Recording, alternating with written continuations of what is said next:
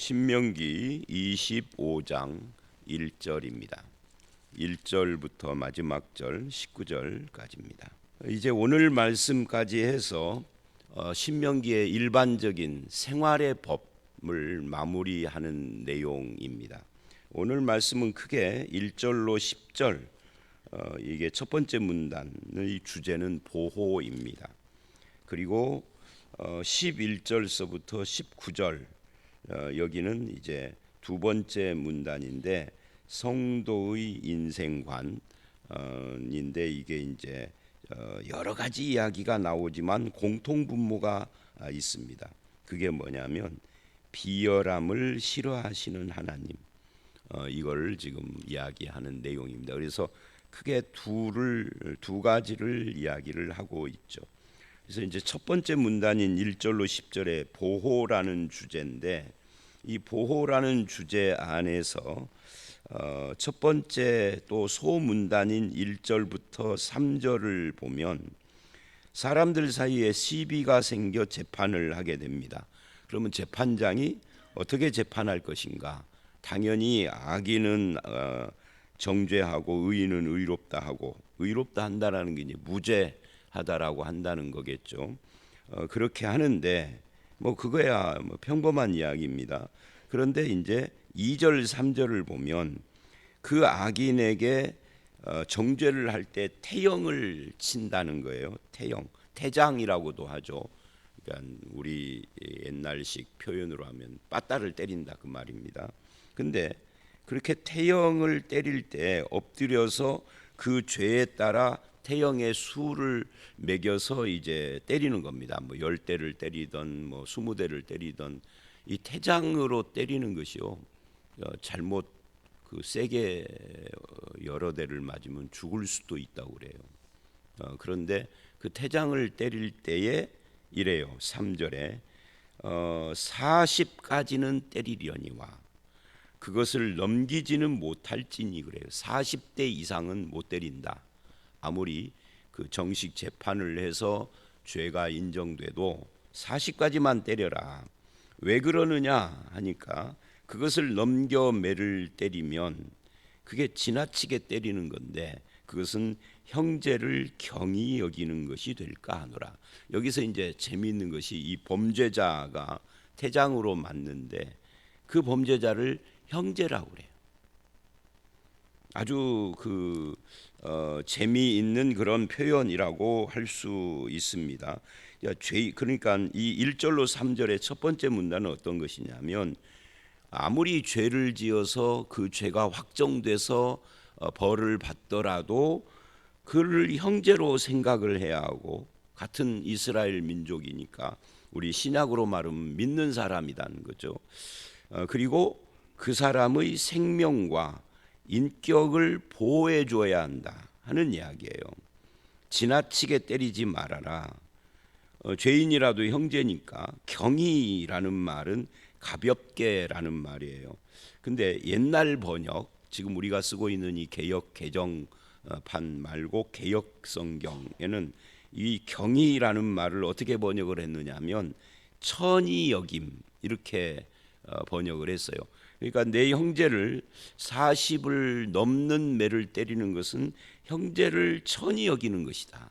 그러니까 그 인권, 요즘으로 현대어로 말하면 인권, 인격, 이런 것을 존중을 해야 합니다. 그래서 이 1절로 3절은 시비를 가리는 것보다 더 중요한 것이 형제의식이고 공동체를 보호하는 것이고 서로에 대해서 인격을 존중해 주는 거다. 그렇게 지금 이야기를 하고 있는 거예요. 이게 근본 정신이라는 거죠. 그 고린도후서 11장 22절을 보면 바울은 자기 삶의 고난에 대한 이야기를 하면서 이런 말을 해요.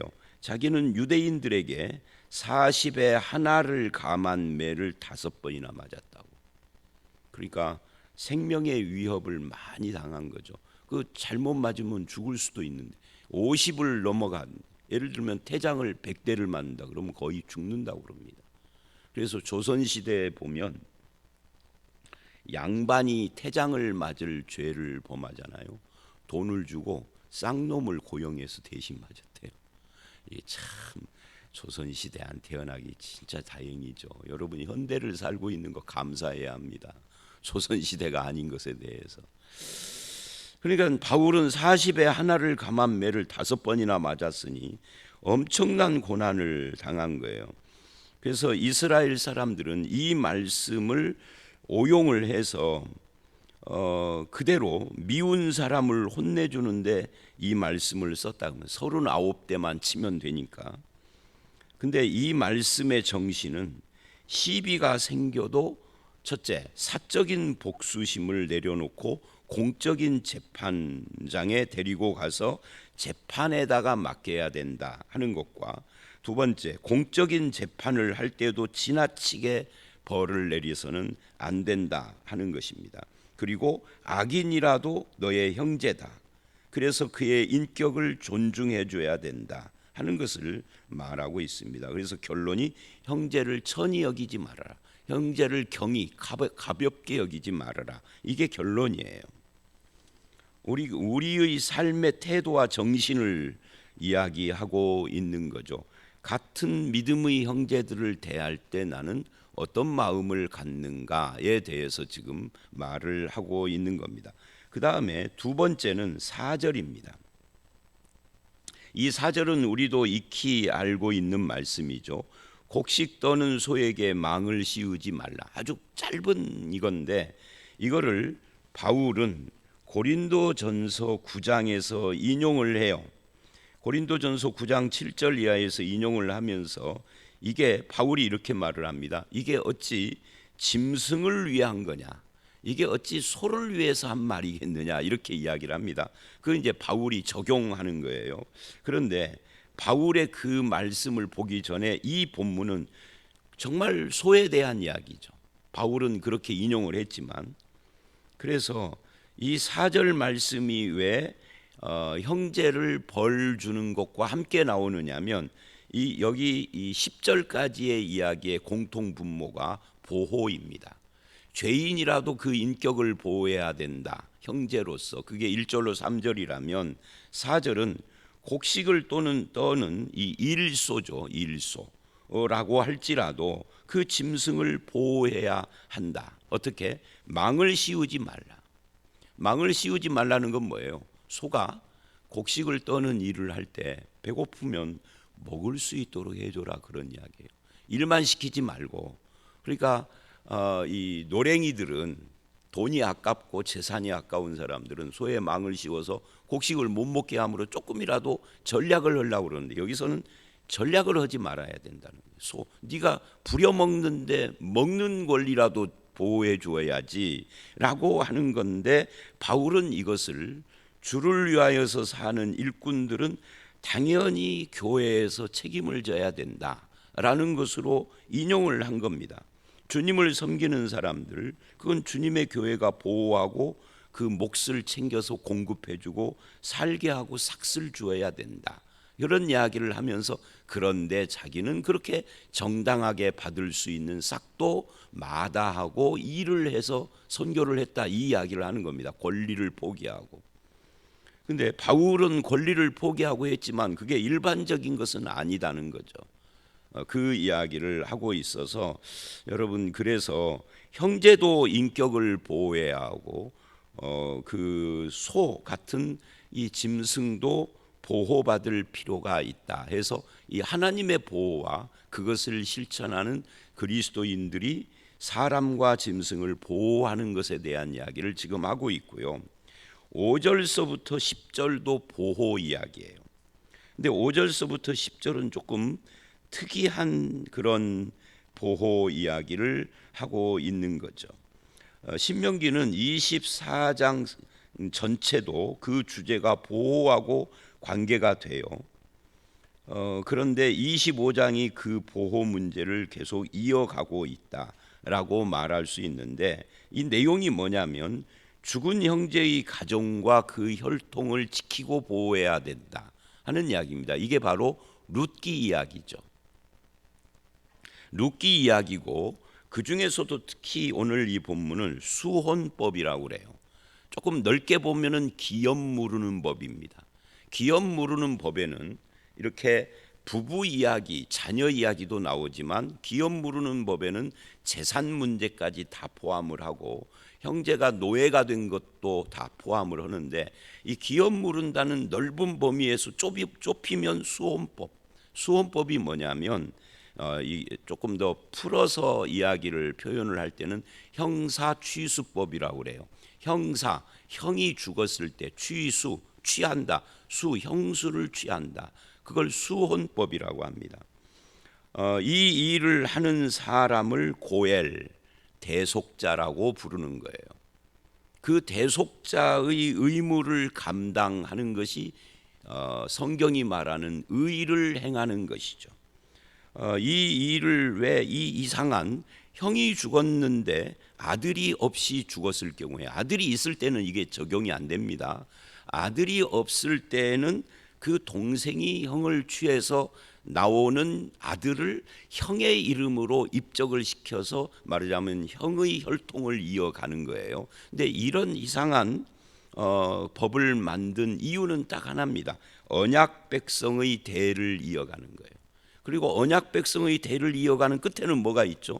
예수 그리스도가 이 땅에 오는 것을 보호하기 위한 거죠. 예수 그리스도가 온 뒤에는 이 법이 없어요. 신약에는 이런 법을 말하지 않는 거죠. 이제 예수님이 오셨으니까 기름 부은 언약의 씨가 오셨기 때문에 이게 필요 없지만, 예수님이 오시기 전까지는 이 법이 유효했다는 거예요. 우리는 육체적인 혈통을 이어가는 것이 중요하지 않고 영적인 혈통, 말하자면 예를 들어서 이런 겁니다. 서부중앙교회가 언제까지 여기에 존속하고 있을지 우리는 알 수가 없습니다. 바라는 소망은 예수님이 재림할 때까지 이 교회가 계속해서 복음을 전하고 사람의 영혼을 살리고 키우는 그런 일을 하기를 소원하는 거죠. 이건 우리 소원이지 하나님이 어떻게 하실지는 알 수 없습니다. 근데 그렇게 되기를 원하는데, 그러려면 영적인 혈통을 이어가야 할 거 아니에요. 즉 계속해서 전도가 되고 계속해서 믿는 사람이 일어나야 그게 가능할 거 아니에요. 바로 이 형사취수법이 신약에 와서는 그렇게 적용이 되는 건데, 다시 이제 구약 본문으로 가서, 그러면 이런 법을 만든 이유는 뭐냐? 첫 번째가 언약의 백성의 대를 이어간다, 약속을 이어가는 이것이 첫 번째라면, 두 번째는 이게 단순히 혈통을 잇는 수혼을 통해서 혈통을 잇는 차원에서 머물지 않고, 이게 기업 무르기 법으로 가면은 토지 무르기도 되고 또는 노예로 팔린 자를 속량하는 것도 되고, 그래서 예수 그리스도의 십자가까지 이어져 가면서 천국 백성의 삶의 신앙의 책임을 이야기를 하는데, 여기에서 말하는 이것의 세 번째 의미가 뭐냐면 과부를 보호하는 겁니다. 그래서 이것도 보호라는 주제 아래 있는 거예요. 그러니까 아들이 없이 남편이 죽으면, 요즘이야 뭐 아들이 없이 죽던 뭐 아니던 상관없이 홀로 된 여자도 살아가기에 지장이 없을 만큼 사회제도나 우리나라가 또는 경제활동을 할 수 있는 여건이 있지만, 이때는 남편도 죽고 아들도 없고 그러면 이 여자는 완전히 공중에 떠서 이제는 완전히 극빈자가 되어지거나 심지어 거지가 되거나 창녀가 되거나 막 이렇게 되는 사회였단 말이죠. 그것이 불과 얼마 전까지만 해도 우리나라도 마찬가지였어요. 그런데 우리보다 훨씬 더 심각했죠, 고대 세계에는. 그런데 형제를 통하여서 아들을 낳고 어느 정도 생활의 어떤 보장이 되어지면 이 아들이 크면서 어머니의 보호자가 돼요. 그래서 과부 보호라고 하는 큰 주제 틀 속에 또 있다. 그러니까 오늘 이 본문에는 상당히 여러 가지 핵심 포인트를 함께 갖고 있는 거예요. 그러니까 언약 백성의 대를 잇는다든지, 또 이것이 그 예수 그리스도가 오시기까지 토지 무르기와 속량하기까지 다 포함해서 천국 백성들의 공동체적 책임을 이야기를 한다든지, 과부를 보호하는 것. 그런데 7절로 10절을 보면 의무를 감당하지 않는 그런 형제, 이건 이제 수치스러운 그런 형제인 거죠. 그런 사람은 성문의 장로들에게 데리고 가서 이 여자가 고발을 하는 거예요. 의무를 내게 이행하지 않나이다. 그러면 그 형제의 아내가 장로들 앞에서 그의 발에 신발을 벗기고, 이 신발을 벗긴다 하는 것은 의무를 이행하지 않는 수치스러운 사람이다라는 뜻이죠. 그리고 침을 뱉는 거예요. 수친 거죠. 형제의 집 세우기를 즐겨하지 않는 자라고 선포를 하는. 그러면 이제 그 사회에서는 이 남자는 굉장히 수치스러운 사람으로 낙인 찍히겠죠. 그래서 이런 수치에도 불구하고 왜 그 형제는 형제된 의무를 감당하지 않았을까? 그것에 대해서는 오늘 본문이 이야기를 하지 않아요. 그 대신에 민수기 27장 8절로 11절을 보면 이 남자가 이렇게 하는 이유가 나와요. 거기에 보면 뭐라고 이유가 나오느냐면, 이게 룻기에 나오는 첫 번째 보아스보다 앞선 순위의 남자가 했던 말하고 같은데, 이렇게 수치스럽고 사람들에게 손가락질을 받는데도 불구하고 왜 형제의 대를 잇는 걸 거부하느냐면 재산에 손해가 될까 해서. 왜냐하면 이 여자하고 결혼을 하면 부부는 한 몸이 되는 거니까 이 남자, 이 형제가 가지고 있는 재산을 함께 공유하는 거잖아요. 그리고 자기 몸, 자기를 통해서 여자를 통해 낳았지만 어쩐 법적으로는 내 아들이 아닌 죽은 형의 아들이 된 그 아들에게 이 재산을 띄워줘야 돼. 그러니까 재산에 손해가 날까, 이 재물의 욕심 때문에 대를 잇는 이것을 행하지 않는 거예요. 그래서 수치스러운 자라고 손가락질을 받더라도 나는 내 재산 지킬 거야 하는, 그러니까 욕심 때문에 그렇다라는 이야기를 하는 겁니다.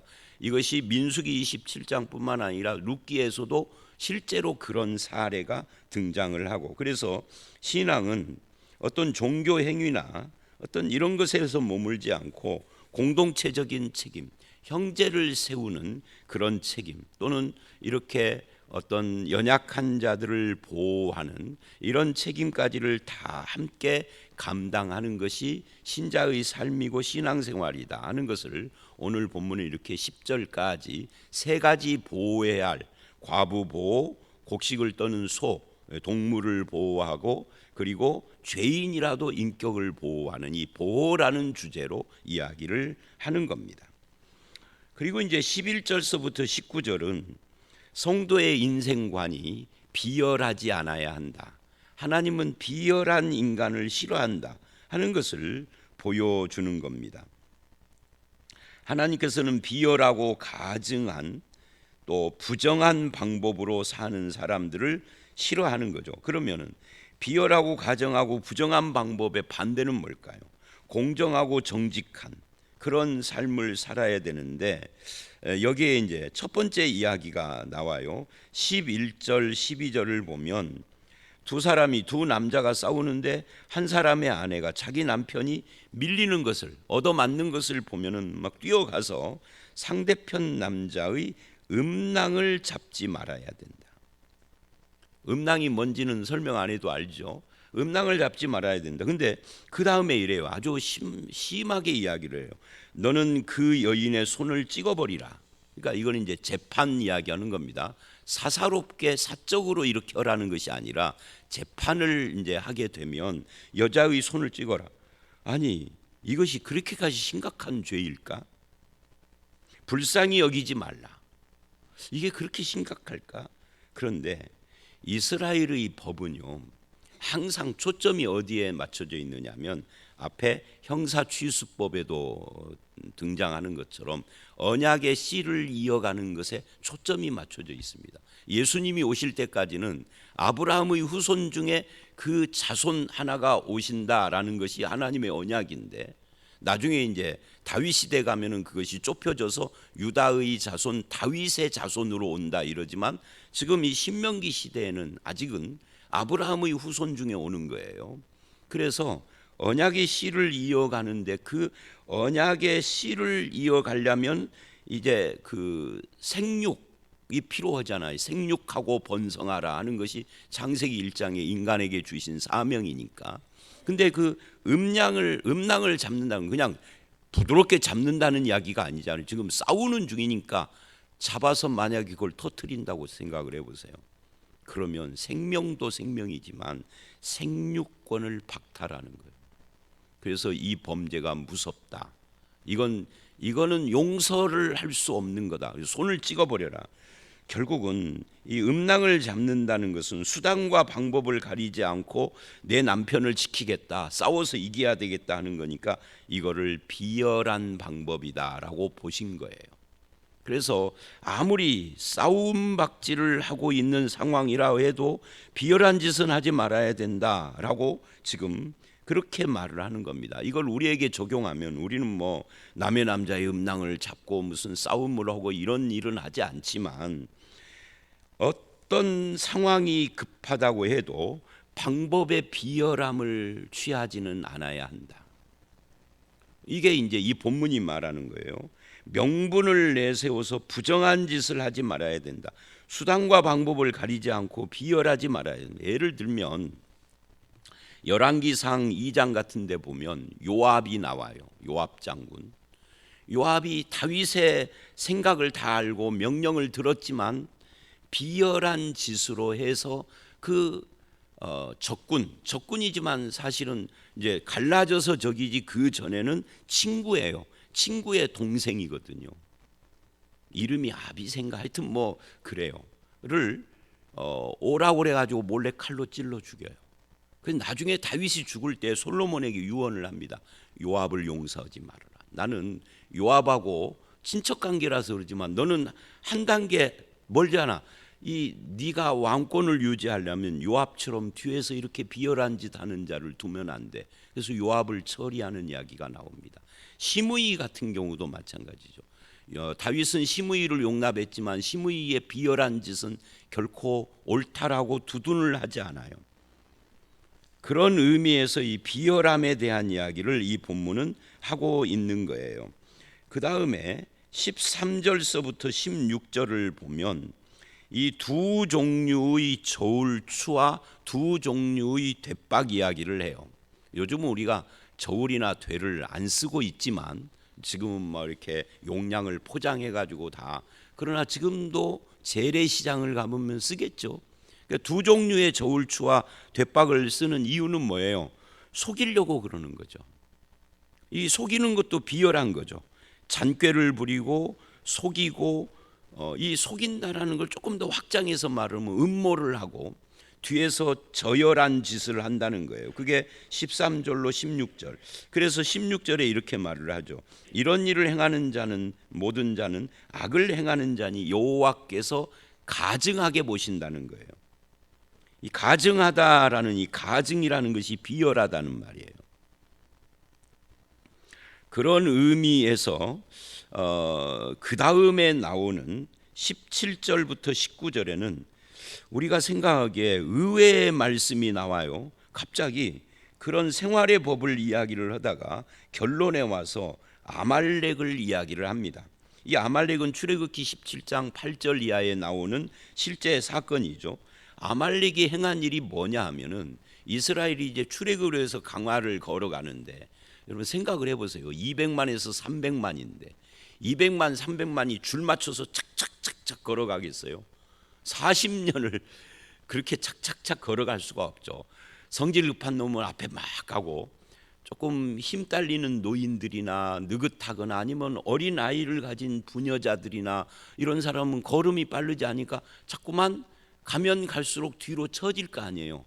그래가지고 200만 300만이 쭉 늘어서서 간단 말이에요. 우리가 이걸 200만이 착착착 걸어갈 것이라고 생각을 하는 것은 이상한 거예요. 그런데 이 쭉 늘어졌을 때 뒤에 처진 노인들, 부녀자들, 어린이들 또는 병들어서 걸음걸이가 좀 그런 사람들, 이런 사람들을 아말렉이 와서 쳤단 말이죠. 즉 뭐 했다는 거예요? 비열했다 하는 이야기입니다. 그래서 출애굽기도 그렇고 사무엘상에서도 사울 왕을 폐위하는 결정적인 이유 중에 하나가 아말렉을 치라하는 건데 아말렉 왕을 살려두고 그 아말렉이 가지고 있는 좋은 물건을 얻으려고 했던 이 불순종, 순종이 제사보다 낫다 했던 그 말씀 나오는 장면에 아말렉이 등장을 해요. 아말렉은요 다윗 시대까지 가가지고 다윗 시대에 드디어 처결이 돼요. 그러니까 아주 끈질긴 거죠. 한 500년을 간 거예요. 근데 하나님은 출애굽기에서 선언을 했어요. 이 아말렉을 아예 지워버려라. 아말렉과 내가 하나님이 대대로 싸우겠다. 이렇게 말을 할 정도로. 그 이유가 뭐냐면 아말렉의 비열함 때문이에요.